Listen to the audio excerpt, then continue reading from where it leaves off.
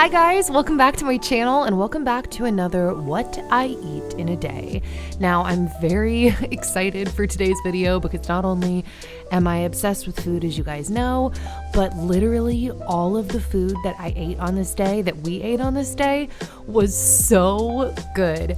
So you can imagine that by the end of the day I was super excited to share this video, and you guys know I'm honest with you when things aren't that good. So I hope you enjoy watching me make this food as much as I enjoyed eating it, and I hope it can give you some food inspiration. If you're new to my channel, hi, my name is Nikki. I make a lot of these videos, and I also include the food that I eat in my day in my life videos, and I've been making those videos for like years. So I will have the link to that playlist down below, and with all of that being said, let's hop right in.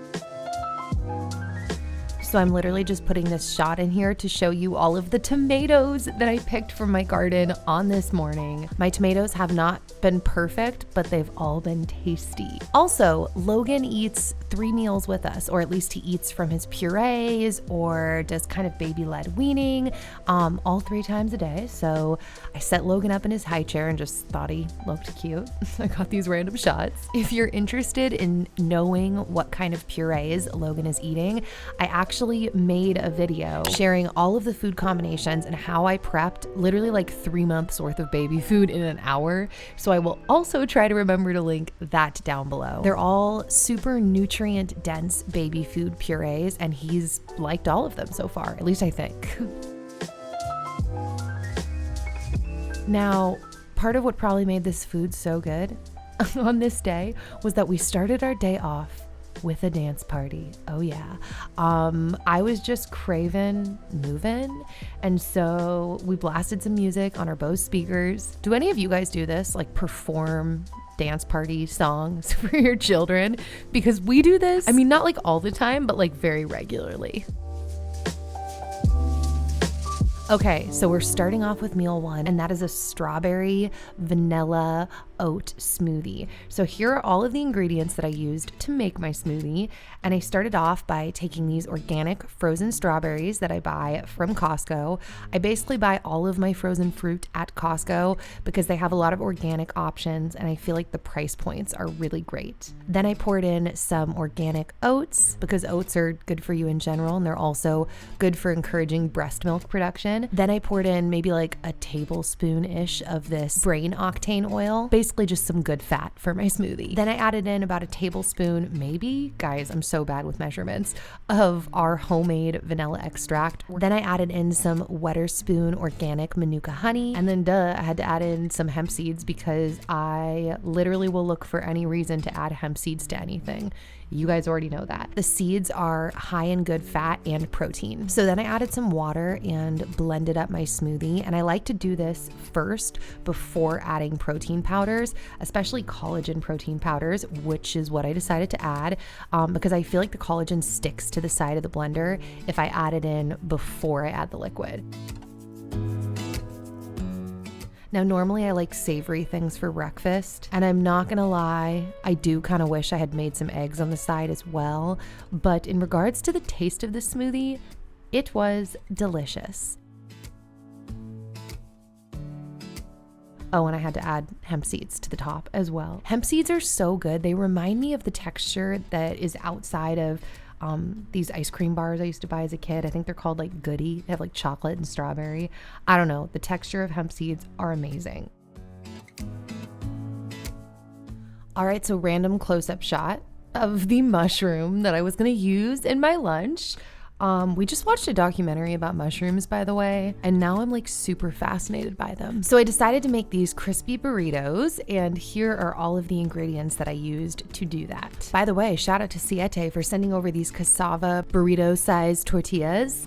We also decided to use this organic pineapple salsa from Aldi, as well as these refried beans from Aldi. Also, I decided that I had to go out to my garden to pick a fresh jalapeno pepper, because you guys know anytime I can pick anything from my garden and use it is a highlight of my day. Then I made my way inside and I chopped up my white onions. Then I also chopped up this yellow and orange bell pepper. Next up, I chopped up the mushroom. I think this is called a portobello mushroom. Please correct me if I'm wrong, but I think that's what this is. Then I put some butter in a pan. By the way, I get a lot of questions about this cookware. Dan and I did a review of this cookware maybe a year or so ago, and it's still holding up brand new. So if you want to check that out, I will try to remember to also link that down below. As you can see, I threw my onions into the pan to let them kind of caramelize. Nothing smells better to me than onions cooking in butter on the stovetop. After those had gotten a chance to cook for a little bit, I threw in the rest of my veggies to the pan. Then I added some pink Himalayan salt as well as some pepper.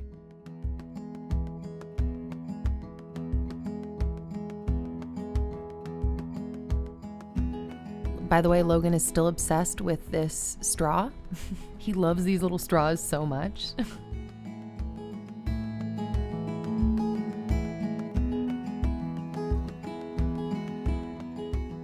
Once my veggies had gotten a chance to cook, I opened up my beans, threw that into the mix.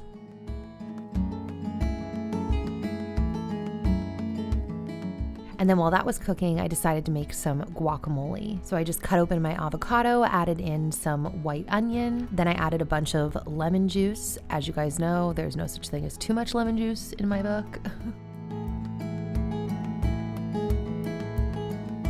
Then I chopped up the jalapeno that I had picked from the garden. Just had to throw that out there again. I'm very excited.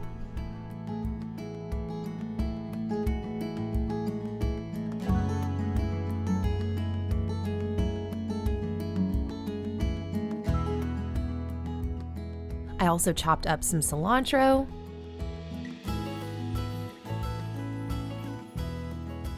And then I actually decided to do 1 drop of the digest coriander oil. If you didn't know this, the white bottles of essential oils from Young Living are the ones that are approved for ingestion. So every once in a while, I will add a drop or 2 to a dish. And today I wanted to try the coriander, and spoiler alert, it was really good. By the way, if you ever have any questions about essential oils, I am a Young Living distributor. So if you have any questions, like I said, or you want to check something out, feel free to send me a DM on my oils Instagram account. That's the best way to get a hold of me for all things oils. So then I took my tortillas, which by the way, I did warm on the pan. If you don't warm these on the pan first, they're not pliable. But yeah, so I warmed them on the pan, and then I laid down some cheese that I had shredded, and then the mixture of the veggies and the beans. Then I added a little bit of our favorite hot sauce from a local restaurant, as well as some of the Aldi pineapple salsa, and then I rolled my tortilla together. By the way, I'm literally realizing as I watched this was the shot of before we realized that the tortillas had to be warmed up. So as you can see with this fold, when we pre-warmed the tortillas, the whole thing folded much better into a perfect burrito. So that was Dan's burrito. Mine was gonna be a little different because I wanted guacamole in mine, but I basically just built the same thing plus guac.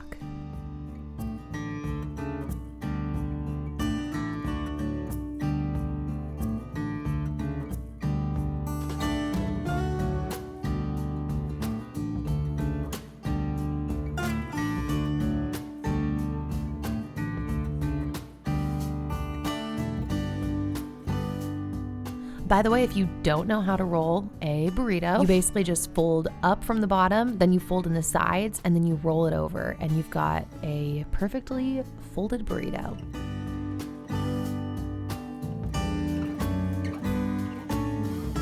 This was probably my favorite part about these burritos. I grilled them on the pan. So I literally just let each side cook till the tortilla got crispy and kind of worked my way around. And it was so good. It felt so posh eating a homemade burrito this way. Then I pulled out all of my vitamins because I felt like this meal was heavy enough to take my vitamins and digest them well, not get sick. I also chopped up a pear on the side and pulled out some chips for more guacamole. All right, fam, so now we're moving on to a delicious pasta recipe that I basically just made up as I went. And I pulled out some things that I had in the cupboard as well as the freezer. So I decided I wanted to cook up these artichoke hearts. I wanted to use the other portobello mushroom as well. And then I pulled out this organic marinara sauce from Aldi. And then I decided that I needed to use this frozen zucchini before it got like disgusting. So the way that I use this zucchini is actually really exciting. And Dan was kind of like hesitant, like, what are you gonna do with this? Like wondering if it's gonna be soggy. So what I decided to do was cook this up, and you'll see I'm gonna actually blend the zucchini to add to the pasta sauce. So while that was cooking up, I chopped up my mushroom. Then I chopped up more onion.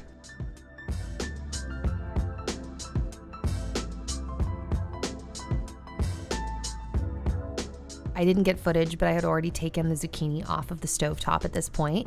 And then I put some butter in a pan and threw in my white onions, because once again, onions and butter are amazing. Then I threw in my mushroom.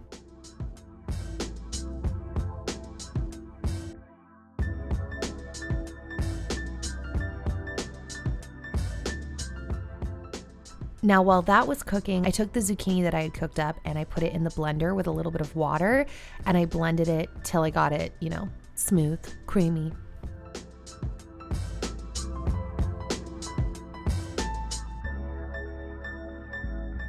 So I took my jarred artichokes and I rinsed them off, and then I chopped them up. And then I ended up cooking the artichokes separately because I felt like they needed their own pan to like brown up and cook properly. I don't know. This is what I did.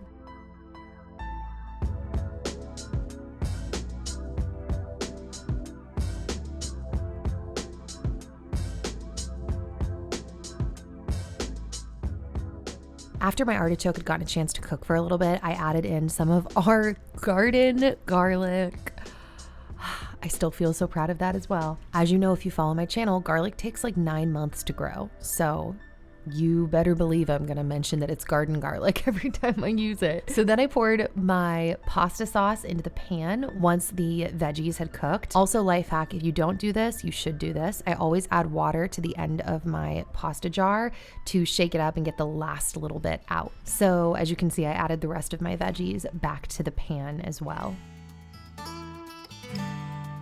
Then I took my zucchini puree and I threw that into the mix. You could totally do this with any veggie I feel like that you wanted to add more of into your pasta sauce, because it's just gonna thicken it up. Like, I feel like you could do it with like yellow squash, butternut squash, cauliflower, broccoli, spinach, like so many things I feel like you could puree and add to the sauce. So if you have something that you need to use or you just want to add more veggies in, I think this is a great way to do it. Then I decided to add a couple of random toppings to my sauce. I started off with some white wine, then I threw in a little bit of balsamic vinegar, as well as a scoop of, I think these are called Calabrian peppers. I don't know, the Pioneer woman uses them to cook sometimes, so I had to use it to cook. Then I just kind of kept cooking and tasting and stirring and letting it simmer and adding stuff that I felt like needed to be added to my taste preferences.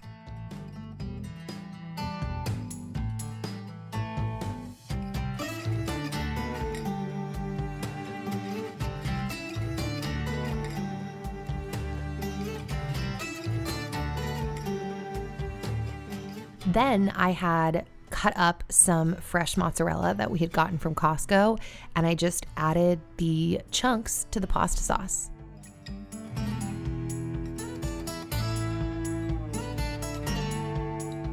Now on the side, we made, I believe this was chickpea pasta. And so once that was cooked, we just scooped our pasta sauce on top, and literally it was so good. Like an hour ago when I was telling Dan that I was going to go do the voiceovers for this video, he just reiterated, he was like, dude, that last meal, that was so good. So that's pretty much it. I'm just trying to hit the point home as to how delicious this food was.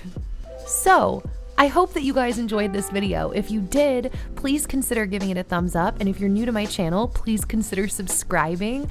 I will have all of my links to videos mentioned, products used, playlists, all of that down below. Also, if you're still hearing my voice, check the info box for today's semi-secret giveaway.